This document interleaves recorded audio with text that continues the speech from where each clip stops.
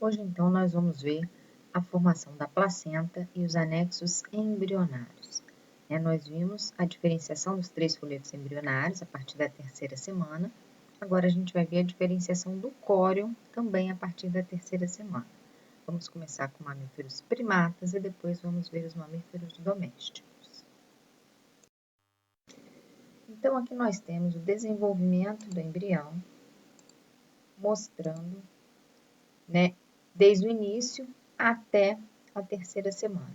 Então, aqui nós temos o nosso embrioblasto se diferenciando no embrião e aqui o trofoblasto se diferenciando, então, em placenta, tá? Então, nós vimos na aula passada, o embrioblasto vai dar origem às cavidades e disco bilaminar, sofre a gastrulação, disco trilaminar. Agora, ele vai sofrer um dobramento, onde a cavidade amniótica vai envolver todo o embrião, o saco vitelino vai ficar parte dele incorporada ao embrião, certo? Bom, ao mesmo tempo que está ocorrendo essa diferenciação no embrião, o trofoblasto também vai sofrer variações. Nós vimos inicialmente que o trofoblasto, ele se diferenciava em cito e sincício trofoblasto, depois ele recebia um aporte aí do mesoderma somático extraembrionário, e depois começavam as vilosidades coriônicas nesse trofoblasto, certo? Ele passava a se chamar, então, córion, a reunião do cito, do sincício e do mesoderma. E nesse córion, a gente começou a ver o surgimento das vilosidades coriônicas primárias, ao longo de todo o córion, as vilosidades coriônicas secundárias, que se desenvolveram apenas no polo embrionário, e as vilosidades coriônicas terciárias também, só se desenvolveram no polo embrionário. Formando aqui, então, um córion cheio de vilosidades, que nós chamamos de córion viloso. E no restante, onde a gente não encontra as vilosidades, que seria no polo não embrionário, esse córion se torna liso, sem vilosidade, chamado então de córion liso, certo? Então, o trofoblasto, tanto o cito quanto o sincício, vão dar origem ao córion junto com uma parte de mesoderma somático extraembrionário, e esse córion vai se dividir em córion liso e córion viloso. Então, o córion viloso, no final da 3ª semana, ele já se encontra formado pelas vilosidades coriônicas terciárias, certo?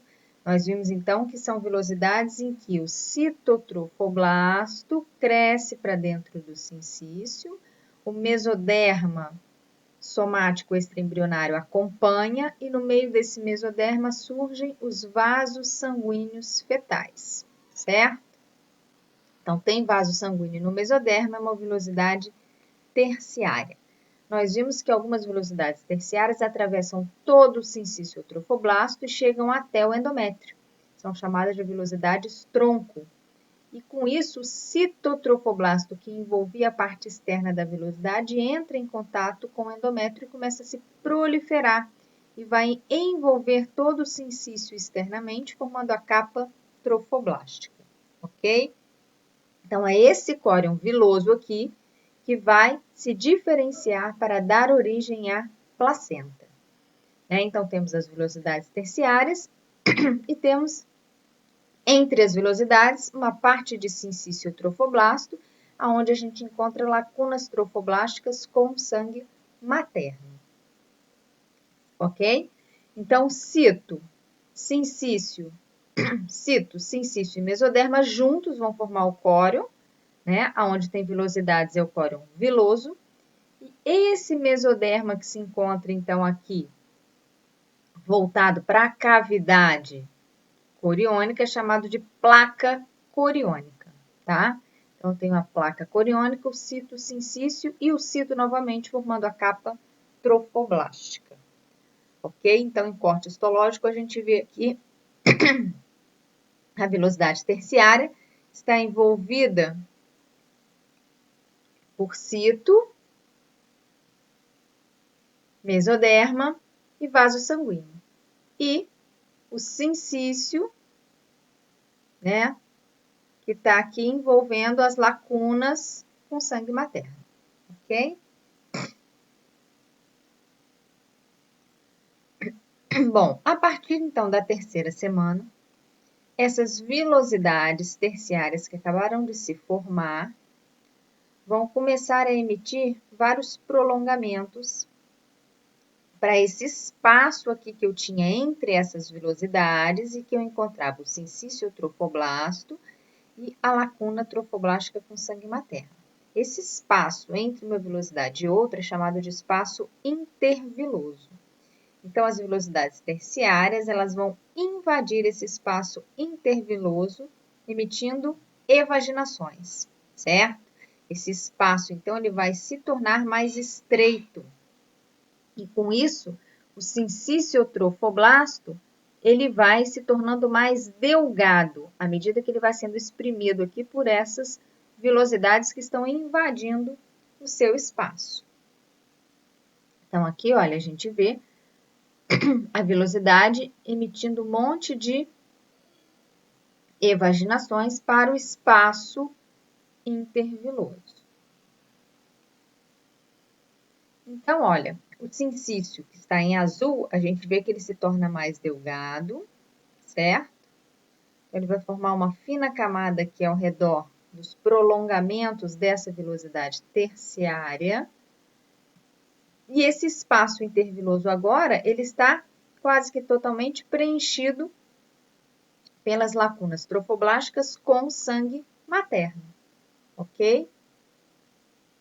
Nesse momento, o citotrofoblasto começa a degenerar. Então, o citotrofoblasto que envolvia a velocidade terciária, ele começa a desaparecer. Tá? Os vasos sanguíneos fetais, né, que começaram a se desenvolver aqui na placa coriônica, eles vão começar a se diferenciar em 2 artérias e uma veia, certo? Então, vão formar 2 artérias e uma veia fetal, que vão entrar naquele pedículo de ligação e formar as artérias e veia umbilical.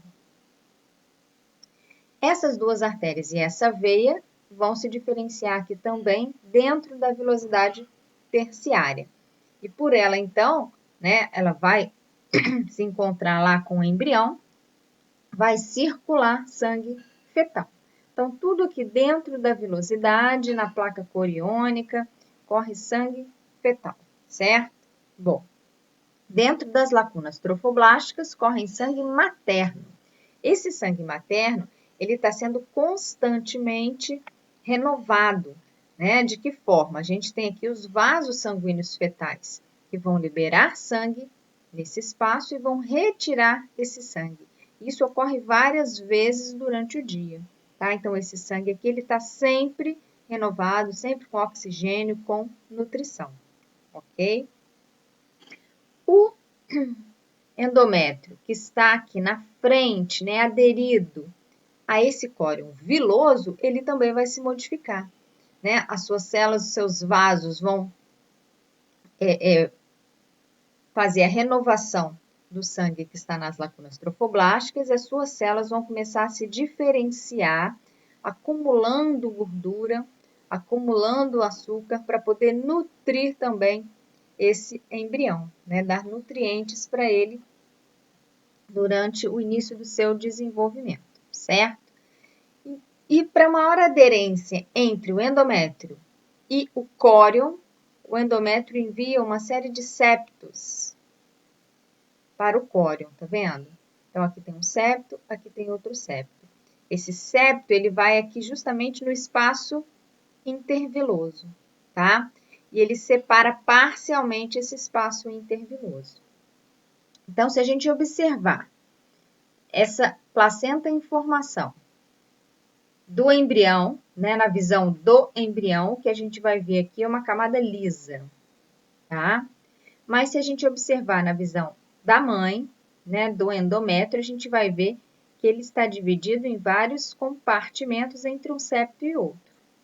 Esse compartimento entre um septo e o outro, isso daqui é o que nós chamamos de cotilédone.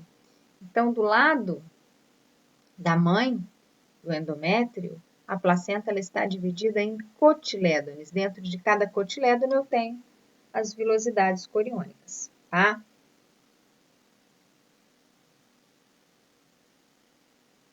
Tudo bem? Então, aqui a gente vê, olha, os vasos com mesoderma entrando aqui na vilosidade, que já está cheia de prolongamentos, né?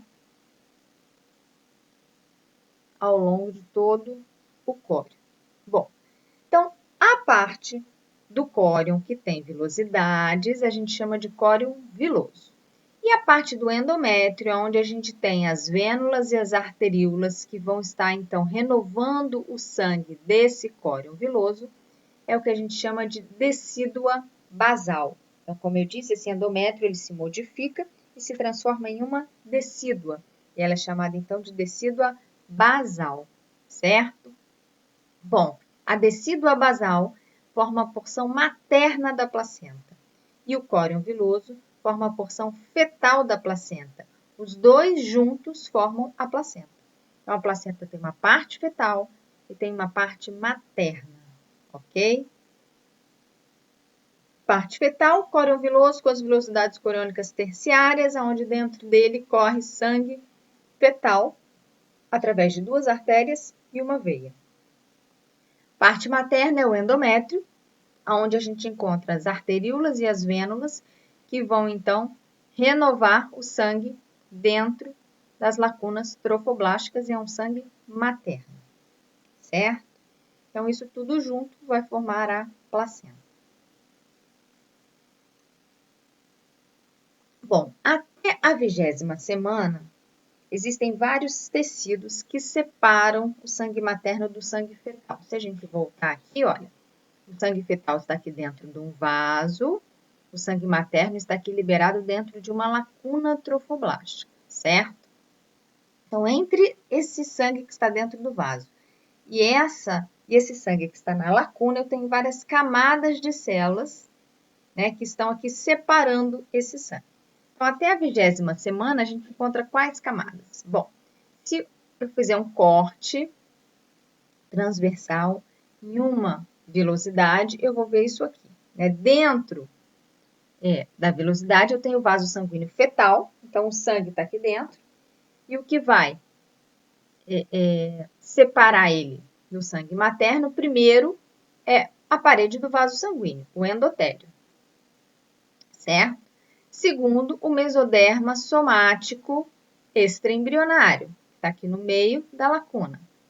Depois, o citotrofoblasto, que envolve a lacuna.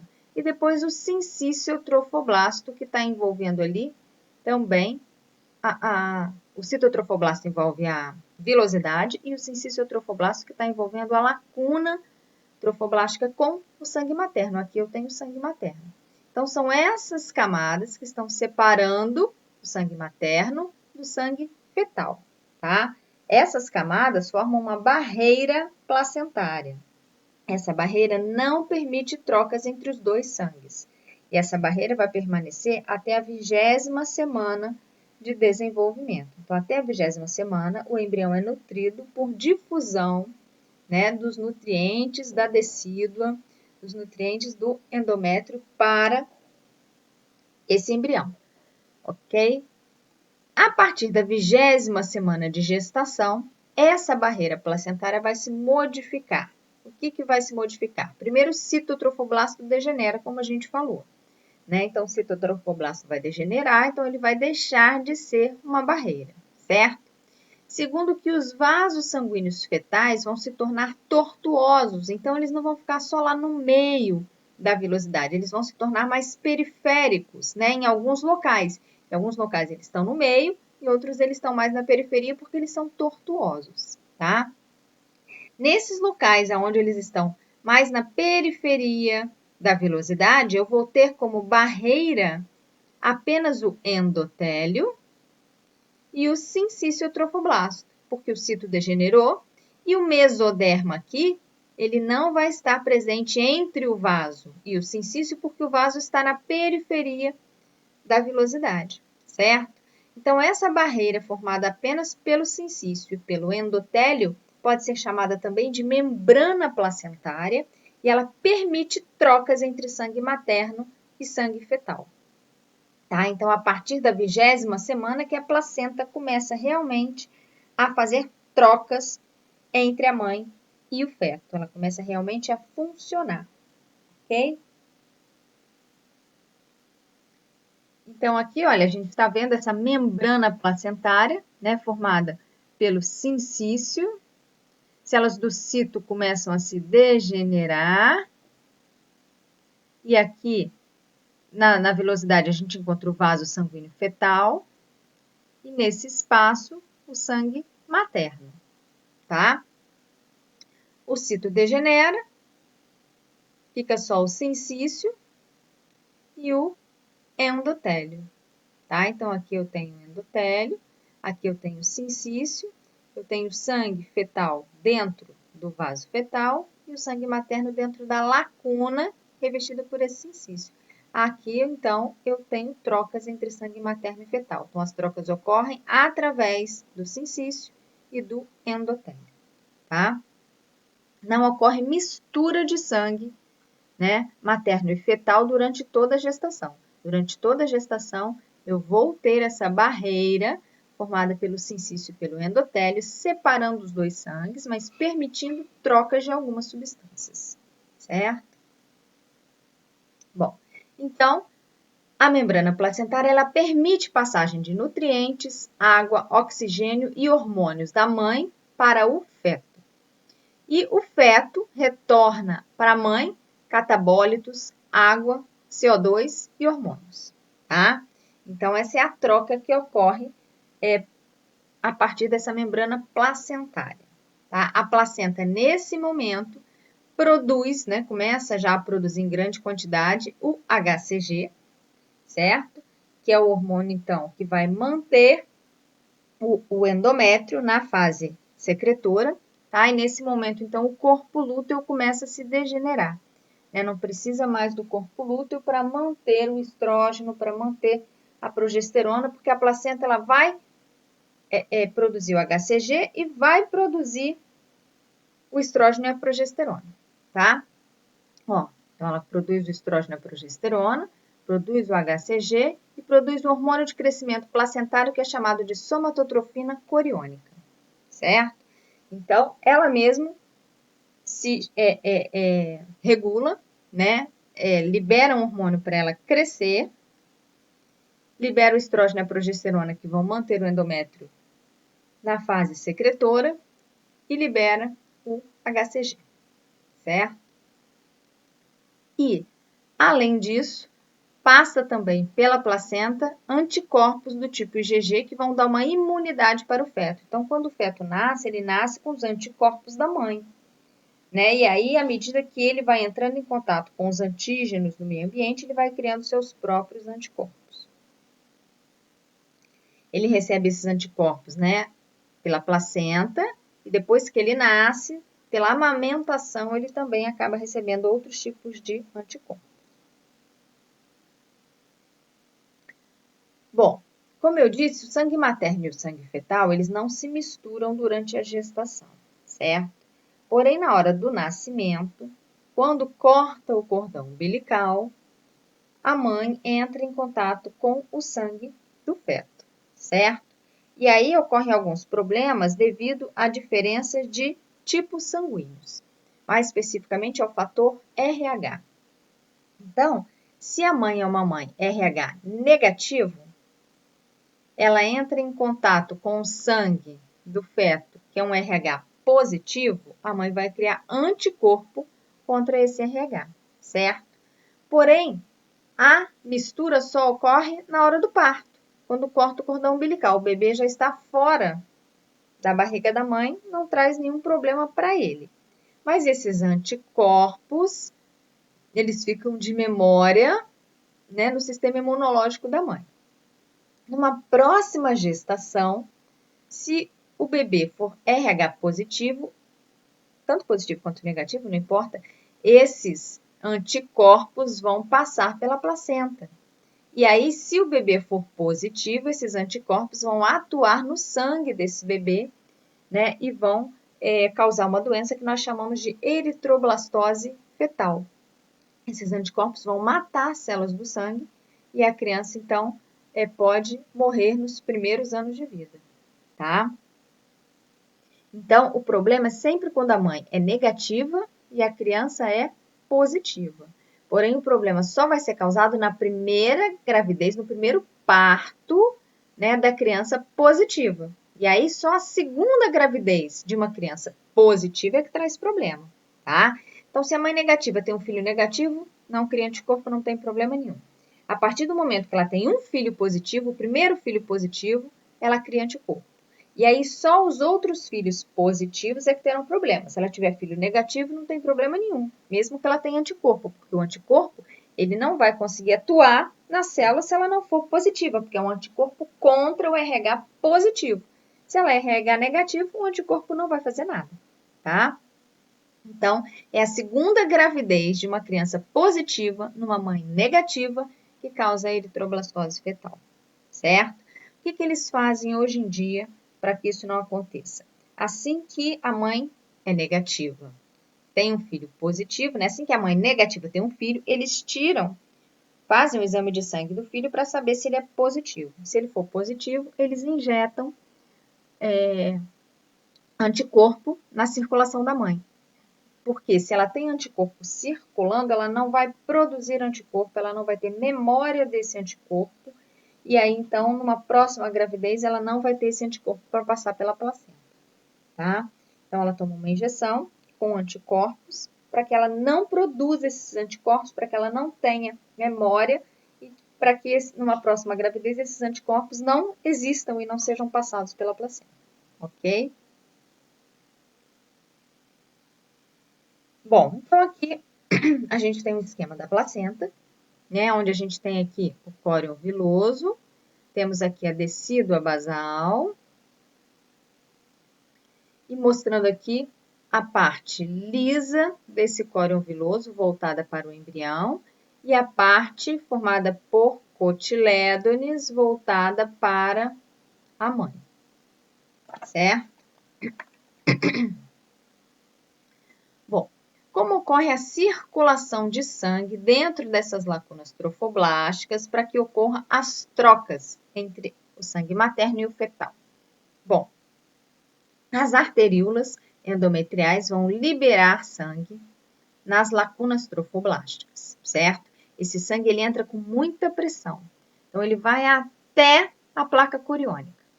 Aqui, esse sangue vai voltar com uma pressão menor. Então, nessa volta é que ocorrem as trocas entre o sangue materno e o fetal.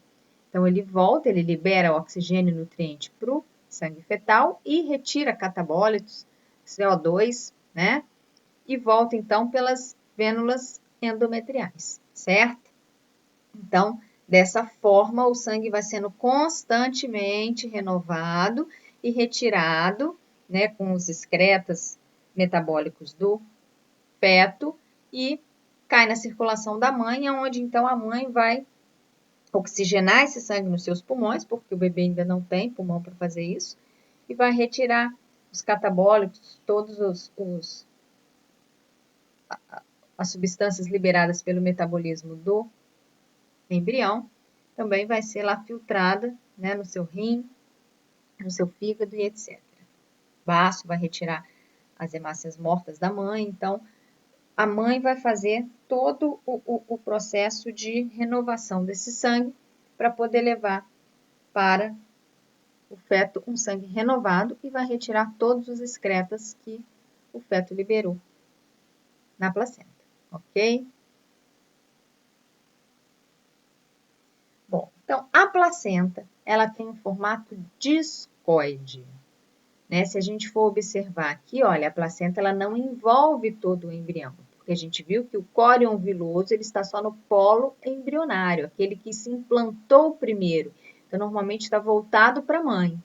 E o córion liso está no restante, envolvendo o embrião, normalmente o que está voltado, então, para o meio externo, tá?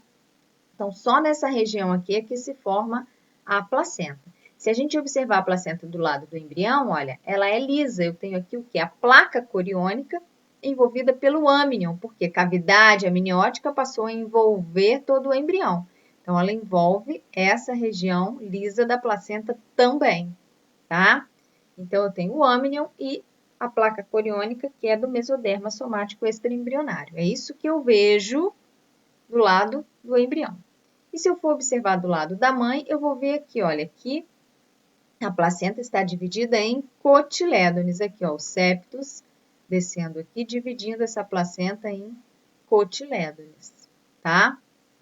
Então, tá aqui, ó, superfície lisa do embrião e a superfície formada por cotilédones voltada para a mãe.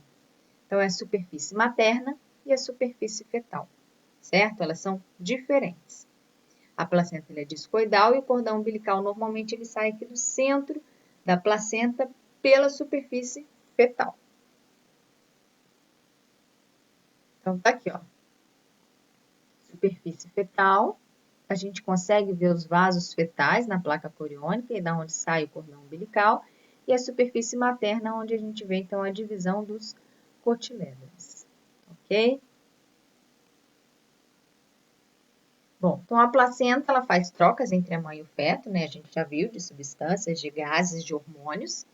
Ela é constituída por uma parte materna e uma parte fetal, tá? A fetal vem do córeo, que é o córeo viloso, e a materna vem do endométrio, que é a decídua basal.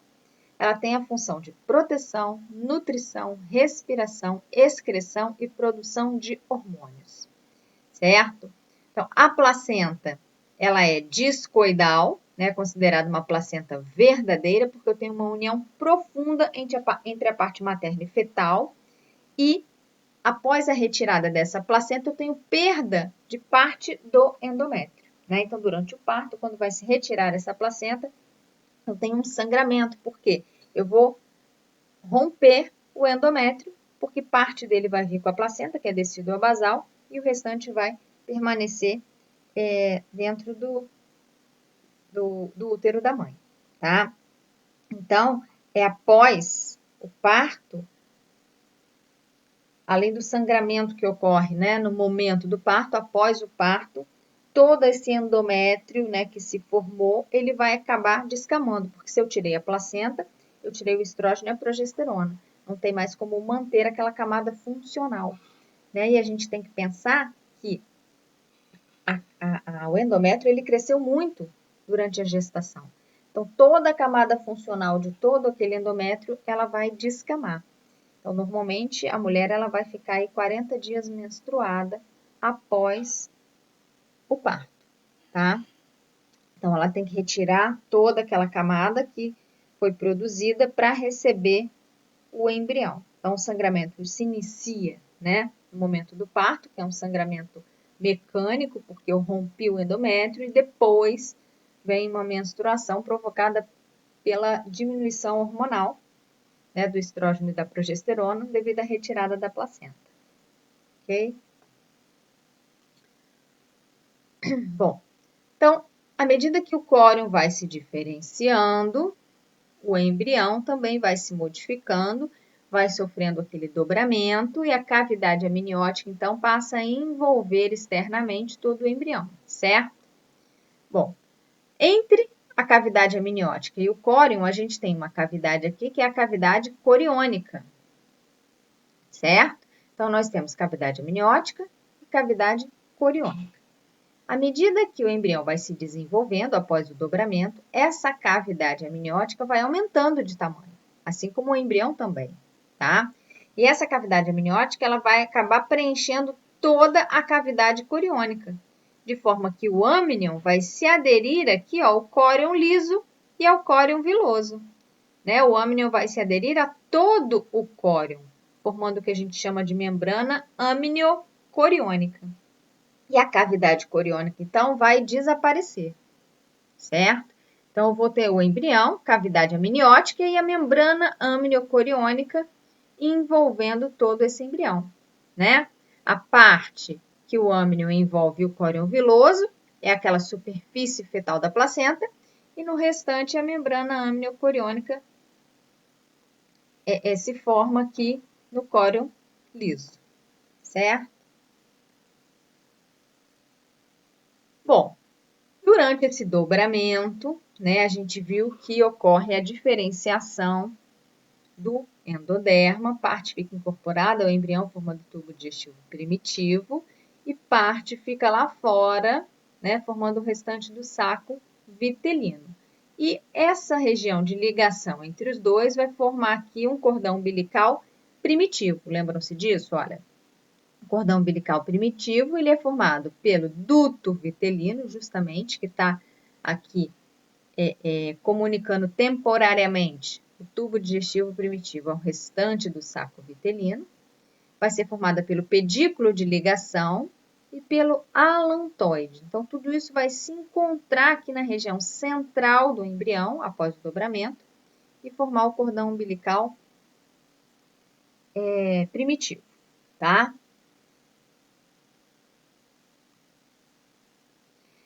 Bom, então, inicialmente, o cordão umbilical está assim e ele vai passar a ser preenchido pelo âmnion, porque, olha, a cavidade amniótica ela vai começar a crescer e vai revestir aqui todo o cordão umbilical, tá? Porém, com o desenvolvimento da placenta, o desenvolvimento do embrião, esse cordão umbilical também vai se desenvolver. O alantoide vai degenerar, tá? E o duto vitelino também vai degenerar. E aqui eu vou ficar apenas com esse pedículo de ligação, aonde o seu mesênquima, né, o seu mesoderma vai se transformar em mesênquima e vai dar origem aos vasos fetais, né, as duas artérias e uma veia, tá? Então, olha, o duto vitelino vai degenerar e vai ficar aqui só esse pedículo de ligação com duas artérias e uma veia umbilical, ok? Então, esse então é considerado o cordão umbilical definitivo, certo? Esse mesoderma que está no cordão umbilical se transforma num mesênquima que é chamada de geleia de Wharton. Então, na verdade, eu tenho os vasos fetais envolvido por uma geleia, envolvido pelo âmnion, que já está aqui crescendo, que vai envolver todo esse cordão umbilical, certo? Bom, durante o desenvolvimento embrionário, o fígado ele vai crescer muito rapidamente na cavidade interna do embrião, e isso vai dificultar o desenvolvimento do sistema digestório. O sistema digestório ele vai começar a crescer, a se diferenciar para formar estômago, intestino delgado, intestino grosso, e ele precisa crescer e fazer várias voltas para ele ficar na posição que a gente encontra no adulto. Como ele não encontra espaço dentro da cavidade interna do embrião, devido ao crescimento rápido do fígado, o que vai acontecer? Essas alças intestinais, elas vão crescer para dentro do cordão umbilical. Então, durante algumas semanas da gestação, o cordão umbilical tem dentro dele alças intestinais. Elas crescem para dentro do cordão umbilical, se desenvolvem. Com isso, dá tempo do embrião crescer, criar um espaço maior na sua cavidade interna e depois, então, essas alças intestinais voltam para dentro da cavidade interna do embrião, tá? E quando elas voltam, elas já sofrem rotações, tanto na ida quanto na volta, e quando elas voltam, elas já voltam na posição correta que a gente encontra no adulto. Então, é comum, durante algumas semanas de desenvolvimento, a gente encontrar as alças intestinais dentro do cordão umbilical. É o que a gente chama de hérnia fisiológica, tá? Pode acontecer da criança nascer com essas alças intestinais ainda no cordão umbilical, né? Elas não voltaram para dentro da cavidade abdominal do embrião, e aí a gente diz que é uma hérnia patológica, certo? E aí existem várias técnicas para fazer com que essas alças intestinais voltem para dentro da cavidade, né? Se elas estiverem completamente formadas, se elas não estiverem formadas, aí a criança vai ter que ficar um tempo, né, no hospital até desenvolver tudo isso, ou pode ou não ter problemas futuros, certo? Bom, então o cordão umbilical, ele se insere ali na região central da placenta, ele tem de 1 a 2 centímetros de diâmetro, de 30 a 90 centímetros de comprimento, ele que vai unir o feto à placenta e apresenta 2 artérias e uma veia, né, umbilical, que vão fazer então as trocas entre a mãe e o feto. E aí vocês vão olhar e falar assim, não, mas aqui a cor está diferente. Por quê? Porque as artérias no cordão umbilical, elas vão carregar os excretas, o gás carbônico liberado pelo embrião, ou seja, o sangue pouco oxigenado. E as veias é que vão, e as artérias, e a veia é que vai levar oxigênio, nutriente e hormônio para o bebê. Ou seja, a circulação aqui no cordão umbilical, ela é contrária à circulação que a gente encontra no corpo do adulto, tá? Então, as artérias correm sangue venoso e na veia corre sangue arterial. Então, aqui, ó, mostrando o cordão umbilical, né, quando a criança nasce. Então, aqui, ó, é o limite do ectoderma, né? Aqui está o limite do ectoderma. Aqui eu encontrei, né, as partes caudal, cefálica e lateral. E sobrou aqui essa passagem, nessa estrutura que é o cordão umbilical. E a gente consegue ver, então, olha, os vasos fetais dentro do cordão, o âmnio envolvendo esse cordão e uma geleia lá dentro, tá?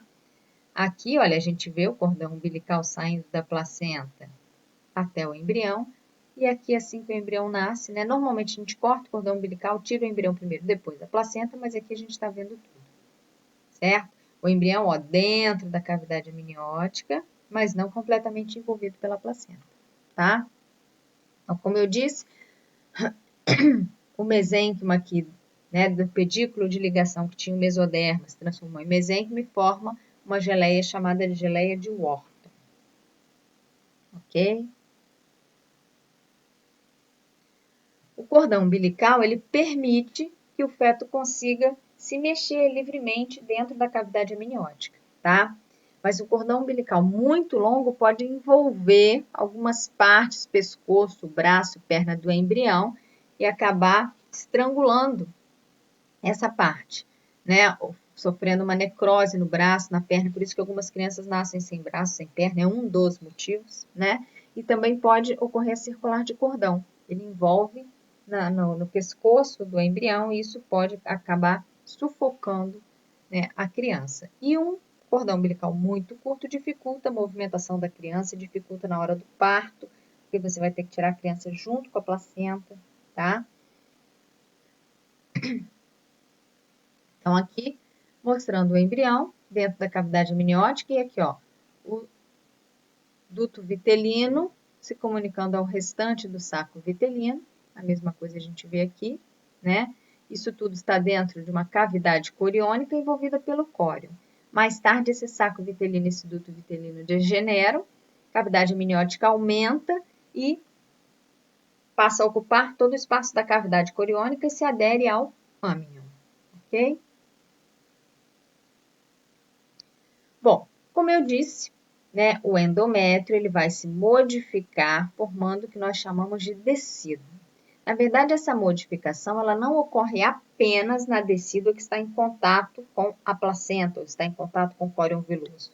Ela vai ocorrer em todo o endométrio, tá? Então, assim que o embrião se implanta no endométrio, o endométrio se modifica, dando origem à decídua. Por quê?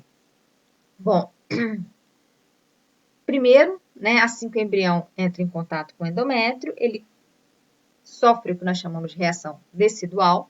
Então, as células do tecido conjuntivo em torno do embrião, né, do local de implantação, se tornam poliédricas e cheias de glicogênio e lipídio, ou seja, um acúmulo de açúcar e de gordura que vão nutrir esse embrião nos estágios iniciais de desenvolvimento, tá? As células deciduais degeneram na região de penetração do sincício trofoblasto, fornece uma rica fonte para a nutrição embrionária. Lógico, quando o sincício vai estar entrando, ele vai degradando ali aquelas células, tá? Tais alterações se limitam inicialmente à área imediatamente em torno ao local de implantação, ou seja, a área ao redor do embrião, mas logo ocorre em todo o endométrio, tá? Então, a primeira função dessa decídua é nutrir o embrião, com sua grande quantidade de glicogênio e lipídio, tá? Uma outra função é que, se a gente for pensar, esse embrião, ele é um corpo estranho dentro do corpo da mãe, tá?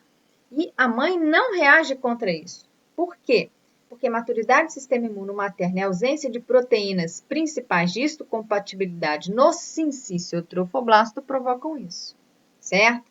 E essa decídua que fica ali ao redor do embrião acaba protegendo também, né, todo esse endométrio diferenciado com muito glicogênio e lipídio, acaba protegendo também esse embrião de sofrer alguma reação do corpo da mãe contra ele, tá? Além disso, o sincício trofoblasto, ele não tem proteínas que provocam reação de histocompatibilidade. Não tem proteínas que a mãe consideraria estranha, né, ao embrião.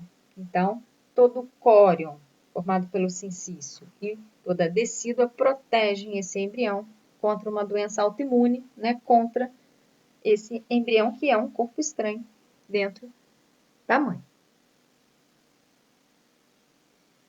Bom, então como todo o endométrio se diferencia em decíduas, né? A gente viu que a decídua basal, junto com o córion viloso, forma placenta, mas as outras decíduas também vão envolver o embrião, vão formar o que nós chamamos de membranas fetais, tá? Então, a decídua basal, que está aqui envolvendo o córion viloso, ela vai formar a parte materna da placenta, tá? A decídua capsular é a decídua que envolve o córion liso. Então, aqui eu tenho um endométrio, porque o embrião está todo dentro do endométrio, né? Eu tenho aqui o córion liso envolvido pela decídua capsular. E a decídua parietal é o restante do endométrio, onde o embrião não se implantou. Então, o restante do endométrio forma a decídua parietal, tá? Aqui a gente ainda tem, olha, cavidade amniótica dentro da cavidade coriônica, ainda tem um pedacinho aqui de cavidade coriônica, e aqui a gente tem a cavidade uterina, né? Então, o embrião ele se implantou aqui desse lado do útero, mas ele começa a crescer e começa também a invadir a cavidade uterina, certo? Então, inicialmente, nós temos essas três decíduas, são as três membranas fetais. Depois, o que vai acontecer? O embrião já cresceu, a sua cavidade amniótica já preencheu todo o espaço da cavidade coriônica, já formou aqui a membrana amniocoriônica, tá? E, como ele se implantou de um lado do endométrio, ele cresce, vai preencher toda a cavidade uterina, ele vai se aderir ao outro lado do endométrio, tá? Então, a cavidade uterina vai desaparecer. E aí, a decídua parietal vai se fusionar com a capsular e a capsular degenera. Então, eu passo a ter só decídua basal e decídua parietal, tá? Então, essa membrana amniocoriônica, que estava envolvendo ela uma decídua capsular, agora vai se fusionar a decídua parietal e a capsular vai degenerar, certo? E aí, todo o útero agora começa a crescer, né? O embrião já preencheu todo o espaço interno do útero, agora todo o útero vai crescer junto com esse embrião. Bom, assim que ocorre a implantação do embrião no endométrio, começa a se formar aqui no canal vaginal, né, lá no finalzinho, no colo do útero, no final do canal vaginal e aqui no colo do útero, né, vai começar a formar o que nós chamamos de tampão mucoso. Ele reveste o canal do colo uterino, produz uma secreção mucosa que obstrui esse canal imediatamente após a concepção, né? Então, logo após a fecundação, né, quando o embrião está indo para o útero se implantar, começa então a formar esse tampão mucoso que vai fechar a entrada do útero, tá? Isso é para proteger contra patógenos que possam vir a entrar ali e atrapalhar o desenvolvimento embrionário, certo? E aí, quando está se aproximando o momento do parto, com a dilatação do útero, né? O útero começa a sofrer contrações e se dilatar, esse tampão mucoso pode se soltar. E aí a mulher tem um pequeno sangramento. Isso ocorre normalmente 15 dias antes do parto. Então, quando ela tem um pequeno sangramento, né, já no 9º mês de gestação, indica que esse tampão mucoso se soltou e que ela já está entrando em trabalho de parto, tá? Mas é um sangramento bem pequenininho. Bom, então o normal é a placenta se formar logo ali, né, no polo embrionário, onde o embrião vai se implantar, voltada para a mãe, certo?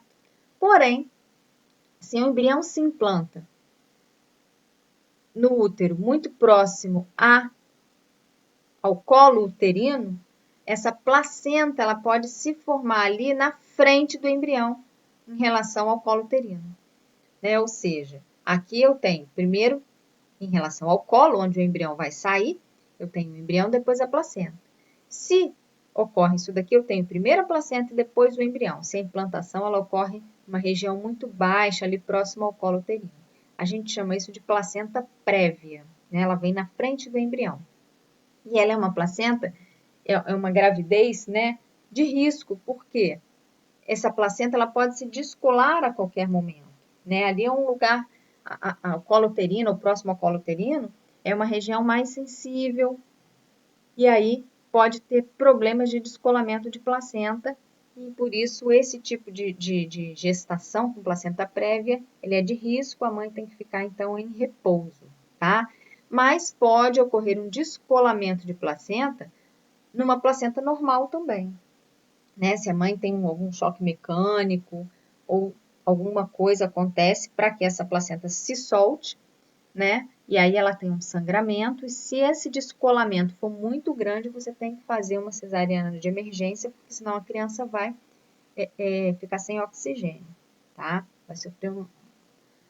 Vai ser asfixiada por falta de oxigênio, que não vai conseguir trocar ali entre sangue materno e fetal, né? Você vai soltar a parte fetal da parte materna da placenta, e aí traz problemas para o desenvolvimento embrionário, tá? Se for pequeno, isso não traz tanto problema, dá para manter a gravidez mesmo sendo de risco, e aí a mãe tem que ficar em repouso.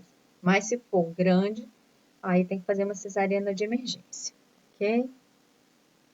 Bom, então vamos entender por que no cordão umbilical e na placenta, né, o sangue arterial e venoso troca em relação ao corpo do adulto, né? Na verdade, toda a circulação pré-natal do embrião, ela é diferente da circulação pós-natal. Vamos entender por quê.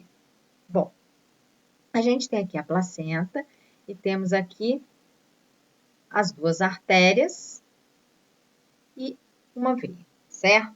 Bom, então, como eu disse, a veia, ela vai trazer todos os nutrientes da placenta para o embrião. Então, a veia umbilical vai entrar aqui pelo umbigo, tá? E vai percorrer uma pequena extensão aqui do corpo do embrião até chegar ao coração, tudo bem? Bom, o normal seria ela entrar pelo fígado para depois ir para o coração. Porém, o fígado ele não está totalmente desenvolvido, ele está se desenvolvendo. E aí, então, forma-se aqui um escape, um desvio do sangue dentro do fígado para que ele não passe todo ele dentro do fígado, porque o fígado não vai conseguir absorver todo esse sangue, porque ele ainda é muito pequeno, ele ainda está se desenvolvendo, tá? Então, assim que a veia umbilical entra no corpo do embrião, antes do seu nascimento, forma-se um desvio aqui no fígado, que é chamado de ducto venoso, e joga esse sangue direto na veia cava inferior, tá?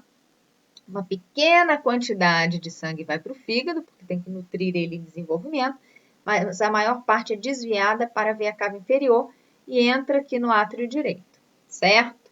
Bom, o correto seria o quê? Do átrio direito, vai para o ventrículo direito, sai pelo tronco pulmonar e vai para os pulmões. Porém, os pulmões também não estão desenvolvidos, então ele não pode receber todo esse sangue, ele ainda não consegue oxigenar todo esse sangue. Então, a gente tem aqui um segundo desvio, que é entre o átrio direito e o átrio esquerdo, que é chamado de forame oval. Então, é uma abertura aqui no septo interatrial, onde o sangue, assim que ele entra no átrio direito, ele vai quase todo para o átrio esquerdo. Uma pequena parte vai para o ventrículo direito, sai pelo tronco pulmonar e vai vascularizar o pulmão para nutrir ele, para ele poder se desenvolver, tá? Bom, então o sangue entra no átrio direito, vai para o átrio esquerdo, vai para o ventrículo esquerdo e sai pela aorta, tudo bem? E aí pela aorta ele vai ser então distribuído para todo o corpo. Então esse sangue que entrou é um sangue oxigenado, porque ele não passa pelo pulmão. O pulmão não consegue ainda oxigenar esse sangue. Então, ele já tem que vir oxigenado da placenta, tá? Bom, existe um terceiro desvio, que é entre o tronco pulmonar e a aorta.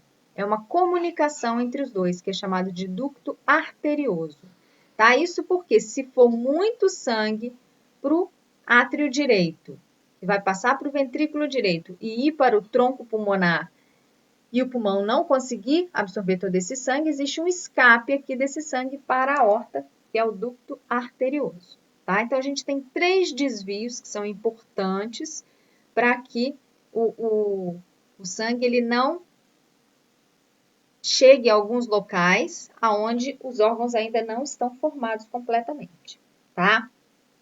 Esse sangue, então, vai descer pela aorta, vai distribuir oxigênio, pegar gás carbônico e vai sair pelas 2 artérias umbilicais, aqui ao lado da bexiga, e chega, então, até a placenta. Tudo bem? Bom, quando ocorre o parto, a primeira coisa que a gente vai fazer é cortar o cordão umbilical, não é isso? Se eu cortei o cordão umbilical, quer dizer que aquela veia umbilical que chega até o fígado e as 2 artérias umbilicais que passam aqui ao lado da bexiga, elas vão se degenerar, porque não vai ter mais sangue passando por elas, tá? Então, a veia umbilical vai dar origem ao ligamento redondo do fígado, né, que está ligando o fígado ao umbigo, e as artérias umbilicais vai dar origem ao ligamento umbilical lateral da bexiga, certo? Aos ligamentos umbilicais laterais da bexiga. Bom, o ducto venoso também, né, que era aquele desvio do fígado, ele vai deixar de funcionar, porque agora o sangue vai passar por dentro de todo o fígado. E esse ducto venoso, então, vai ficar como uma cicatriz, que é o ligamento venoso. Assim que a criança nasce, com o choro, os pulmões enchem de ar e a quantidade de sangue que entra aqui no coração vai ser grande e vai acabar fechando, tampando esse forame oval. E vai formar aqui o septo interatrial. Então, inicialmente, o forame oval ele é fechado por pressão e depois ele se colaba indefinidamente, né? Se colaba para sempre, tá? Então, essa comunicação entre átrio direito e esquerdo deixa de existir.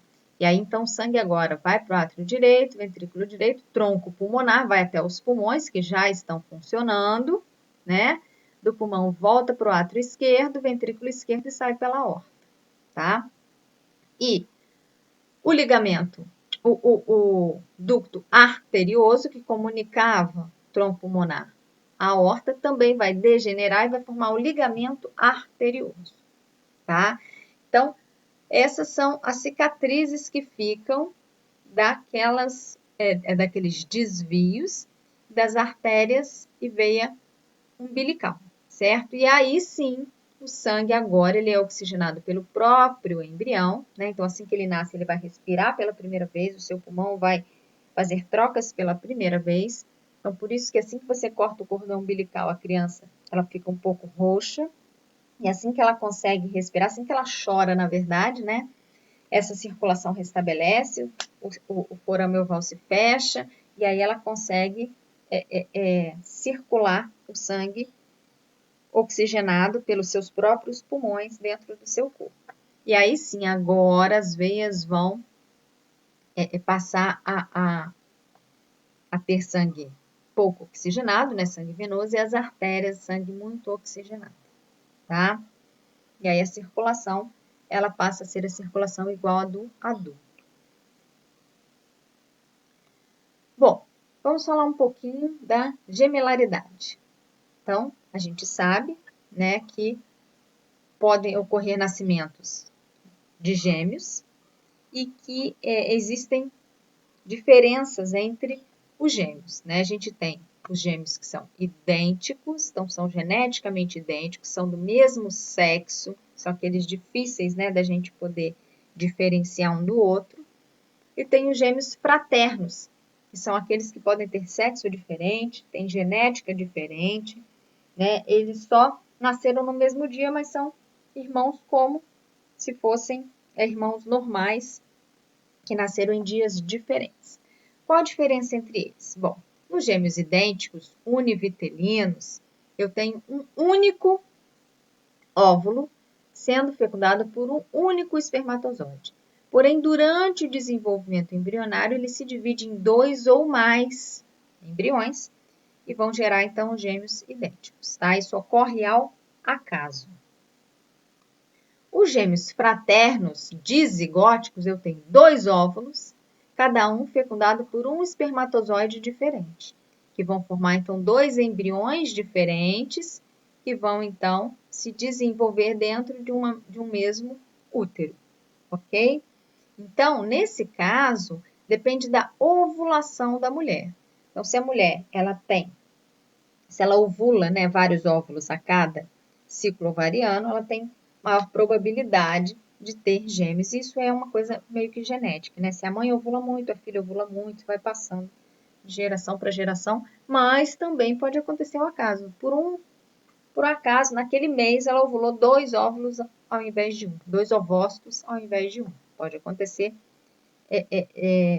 sendo assim uma coisa extraordinária, né? Não é o normal, mas naquele mês aconteceu, tá? Bom, os gêmeos bivitelinos ou dizigóticos ou fraternos, eles vão ter tudo separado, porque são 2 embriões totalmente separados desde a fecundação. Então, eles vão ter placenta separada, cavidade amniótica separada e cavidade coriônica separada, tá?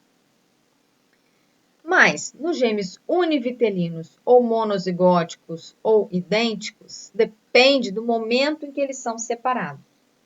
Então, por exemplo, se a separação ocorre na mórula, então durante o estágio, né, de clivagem, formou a mórula, e aí a mórula se dividiu formando 2 mórulas separadas, a divisão foi muito no início.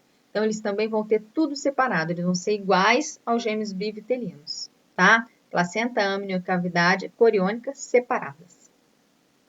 Se a divisão foi no blastocisto, ou seja, formou-se 2 embrioblastos para um trofoblasto só, então o embrioblasto se dividiu na fase de blastocisto, eu vou ter cavidade amniótica comum, placenta e cavidade amniótica separada, né? Porque cada embrioblasto vai formar a sua cavidade amniótica. Porém, a cavidade coriônica e a placenta vai ser uma só, né? Porque tá aqui, ó. Se é um trofoblasto só, vai formar uma placenta só, né? E se aqui eu tenho uma cavidade só, vai formar uma cavidade coriônica só. Então, placenta e cavidade coriônica comum, só cavidade amniótica separada, tá? Observem que aqui, ó, tem um vermelhinho separando e aqui não tem, que é justamente a cavidade coriônica. Se a divisão for na gastrulação, ou seja, na hora de formar a linha primitiva, se formou 2 linhas primitivas, eles vão ter tudo em comum, porque aqui a cavidade amniótica já estava formada, né? Então, vão ter a mesma cavidade amniótica, a mesma cavidade coriônica, a mesma placenta, tá? E esse é o estágio mais tardio que pode ocorrer a divisão do embrião em mais de um. Depois da gastrulação, a gente não consegue mais dividir, tá? E aí não consegue mais ter gêmeos, ok? E justamente nessa última fase, que já é uma fase bastante avançada, né? quando a divisão ocorre na fase de gastrulação, ela pode não ocorrer totalmente. E aí o que acontece é que geram-se os gêmeos siameses ou chifópagos, né? Que são gêmeos que nascem unidos, tá? E aí eles podem estar unidos por várias partes do corpo, tronco, a maioria das vezes é no tronco, cabeça, barriga, tá? Região pélvica, e aí isso tudo depende, né, de como que foi essa divisão ali na hora da formação da linha primitiva. 40% dos bebês que nascem grudados não resistem à separação. E só 50% dos siameses nascem vivos, né? Porque a maioria das vezes eles não conseguem se desenvolver completamente, certo? E aí, algumas vezes, não dá para separar. Porque eles não têm, né? Nem todos eles têm todas as estruturas para você conseguir separar. Eles têm aqui os mesmos membros inferiores para 2 troncos. Aqui nem tem membro inferior. Né? Aqui você não consegue separar, porque às vezes os sistemas são um só para os dois. Tá? Aqui já é mais fácil, você vê que provavelmente cada uma formou todos os seus sistemas e aí você consegue separar. Tá? E acontece às vezes de uma criança se desenvolver totalmente e a outra se desenvolver parcialmente. Né? E aí você tem como operar e retirar, algumas vezes, né? Retirar essa parte da outra criança, né? Que não se desenvolveu totalmente. Ok? Bom, e aí então, 9 meses depois, chega o momento do parto. E aí, o embrião, quando ele já está pronto, ele começa a liberar hormônios que provocam as contrações uterinas, que vão começar então a expulsar esse embrião. Tá? O parto independe da mãe. Mulheres em coma conseguiram ter filhos por parto normal, porque é uma indução do embrião, uma indução hormonal que provoca as contrações e as contrações sozinhas são capazes de expulsar o embrião. Tá? Então, na primeira fase, eu tenho a contração do útero e a dilatação da pelve, né? Os ossos se dilatam, a vagina se dilata, então tudo vai se dilatar para a passagem do embrião. As contrações uterinas, então, vão expulsar esse embrião, ocorre o nascimento e depois a retirada da placenta, tá? Aí o médico vai fazer uma série de massagem aqui na barriga para descolar essa placenta e ele puxa ela pelo cordão umbilical, certo? E aí, então, aqui a gente tem as cenas de um parto normal, né? Primeiro sai a cabeça e depois o tronco. A cabeça é o mais difícil, mas mesmo assim os ossos da cabeça a gente vai ver que eles um sobe em cima do outro para diminuir esse volume, né, da cabeça para poder passar pelo canal, tá? E aí então, primeiro sai a criança, depois sai a placenta. E aí tá aqui, né? Depois de alguns dias, a criança linda, maravilhosa, a gente se apaixona por elas, certo? Lógico que o parto normal é o normal, né? A cesariana, ela traz alguns problemas. Primeiro porque a cesariana é marcada, isso está errado. A mulher tinha que entrar em trabalho de parto para poder fazer uma cesariana, porque você pode retirar a criança alguns dias, algumas semanas antes, e uma semana faz muita diferença, principalmente para o sistema respiratório, tá? O sistema respiratório é o último sistema a se desenvolver, e aí se você tira a criança uma semana antes do tempo, ela pode ter bronquite, asma e uma série de problemas para o resto da vida. Outros problemas relacionados à retirada da criança antes do tempo são problemas neurológicos, né? Acredita-se que essa onda de hiperatividade e déficit de atenção venha de crianças prematuras, né? E prematura é prematura de uma semana, tá? Crianças foram retiradas antes do tempo, porque as suas células não estavam completamente desenvolvidas, pode acontecer isso. E a passagem da criança pelo canal cervical, né, pelo colo uterino, é importante, porque ela vai pegar ali uma série de bactérias da vagina da mãe, que fazem com que ela já comece a produzir anticorpos, ou seja, ela já chega ao mundo com um sistema imunológico mais desenvolvido, então ela tem menos doenças da infância, né, menos problemas. E psicologicamente falando, né, os psicólogos acreditam que essa passagem pelo canal uterino, pelo sofrimento da criança, ela chega ao mundo já mais pronta, porque ela já passou por um processo de sofrimento ali até chegar ao mundo externo, que isso é importante para o crescimento psicológico da criança, ou seja, cada área, né, justifica o parto normal, dão as suas características, né, do parto normal e da cesariana de acordo com o que eles estudam, com o entendimento, mas em todas elas, o parto normal é sempre o melhor para a criança, né? Então, eu acho que se vocês mulheres puderem pensar um pouquinho nos seus filhos na hora do parto, vocês irão decidir pelo parto normal, porque a cesariana ela só é interessante para a mãe, para o feto ela é péssima, tá? Lógico que existem casos em que a mãe não pode escolher e aí realmente tem que ser uma cesariana, mas se puder escolher, o parto normal para a criança é muito melhor. Então, assim, não é uma dor tão horrorosa assim, dói muito, mas é uma dor que a gente suporta, né? Eu tive uma filha e foi parto normal, tenho uma filha, né? E foi de parto normal, e dói, mas não é nada exagerado, e acabou o parto, acabou. Você não tem mais dor, você não tem mais nada, você já pode andar, dirigir, subir escada, descer escada, tudo normal, né? Diferente de uma cesariana que é uma operação. Então você vai ficar vários dias ali com pontos internos, pontos externos. Isso vai te limitar a fazer algumas coisas. E tem gente que o resto da vida sente dor no local da cesárea, porque é uma cirurgia muito invasiva, né? Você vai dar ponto ali no seu útero. E se você teve cesariana no primeiro filho, você tem que ter cesariana em todos.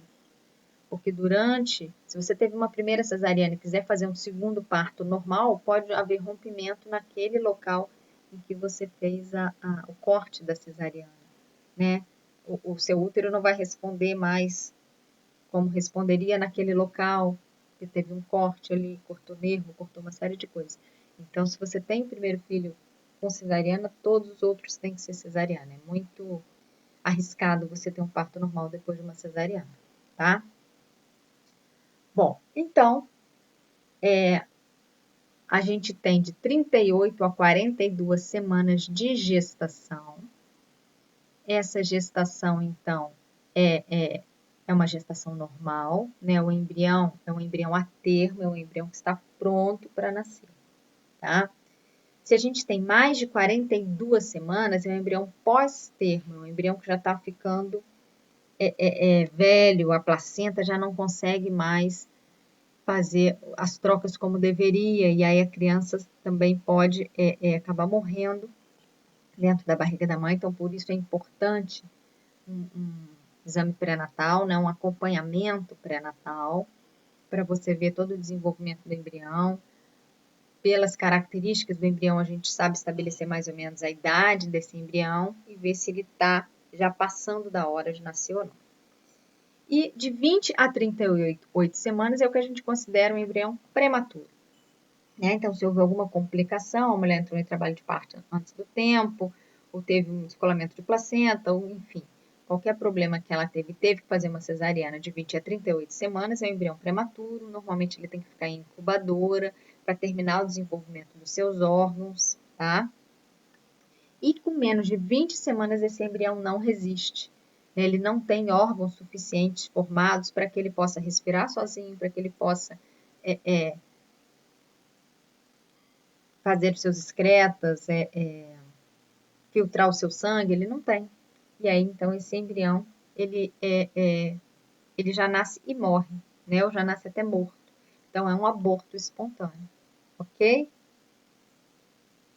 Então, gente, é isso, né? A gente viu as placentas e os anexos embrionários, que são as membranas que envolvem todo o embrião. E a partir de agora, a gente vai sempre pegar o embrião da quarta semana, né? Assim que ele se dobra em diante, para ver a formação de cada sistema separado. Então, hoje a gente termina a embriologia geral, e a partir da próxima aula a gente começa a embriologia especial, ou seja, a embriologia em que a gente vai trabalhar cada sistema separadamente, da quarta semana até o nascimento, certo? Então, até a próxima aula.